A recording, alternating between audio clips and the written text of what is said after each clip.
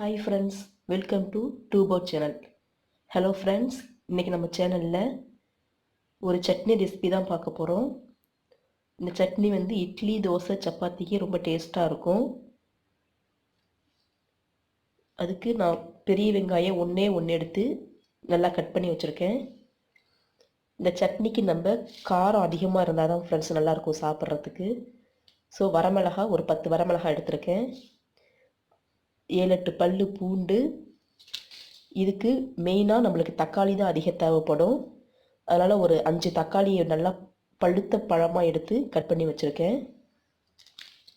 இதோடு நம்ம கொஞ்சமாக புளி சேர்த்துக்க போகிறோம். இப்போ பாருங்கள், நான் பேனில் எண்ணெய் ஊற்றி வச்சுருக்கேன்.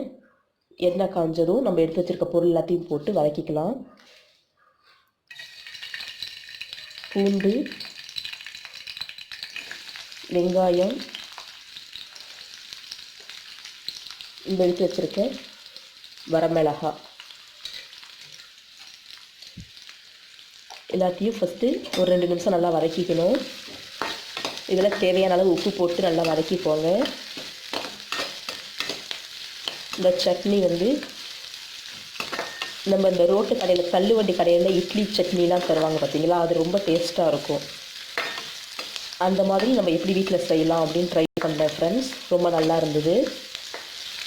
நம்ம நார்மலாக செய்கிற சட்னியில் மேக்ஸிமம் புளி சேர்க்க மாட்டோம். ஆனால் ரோட்டு கடையில் போடுற சட்னியில் புளி சேர்க்கறதுனால தான் டேஸ்ட் வந்து டிஃப்ரெண்ட்டாக இருக்குது. தேவையான அளவு இதில் உப்பு போட்டுக்கலாம்.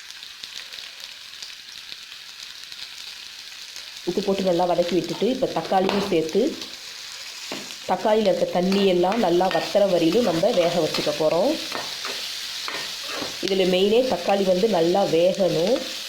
சும்மா வதக்கிட்டு மட்டும் எடுத்துடக்கூடாது. அதில் இருக்க தண்ணியெல்லாம் சுண்டுற அளவுக்கு நல்லா வேக வச்சு, தக்காளியை வேக வச்சு எடுத்துக்கணும்.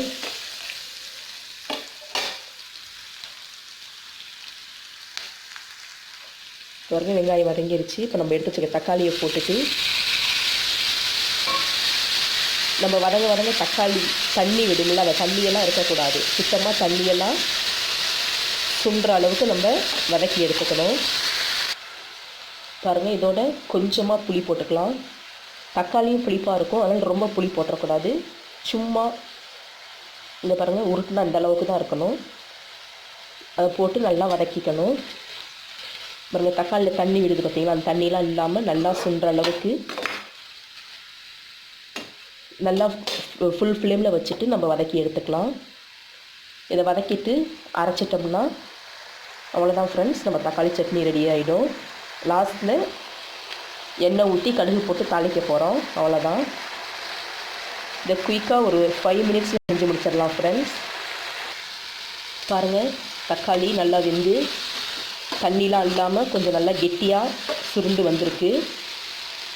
இப்போது நம்ம ஸ்டவ் ஆஃப் பண்ணிவிட்டு இதை ஆற வச்சுக்கலாம். நல்லா ஆற விட்டுட்டு மிக்ஸி ஜாரில் போட்டு அரைச்சி எடுத்துக்க போகிறோம். பாருங்கள், சட்னி அரைச்சாச்சு.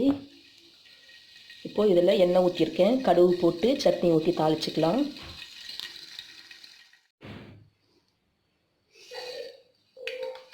கடுகு, கருவேப்பிலை, சட்னி ஊற்றி தாளிச்சிக்கலாம் ஃப்ரெண்ட்ஸ். இதில் தான் சட்னி ரெடி ஆகிடுச்சு. Okay friends,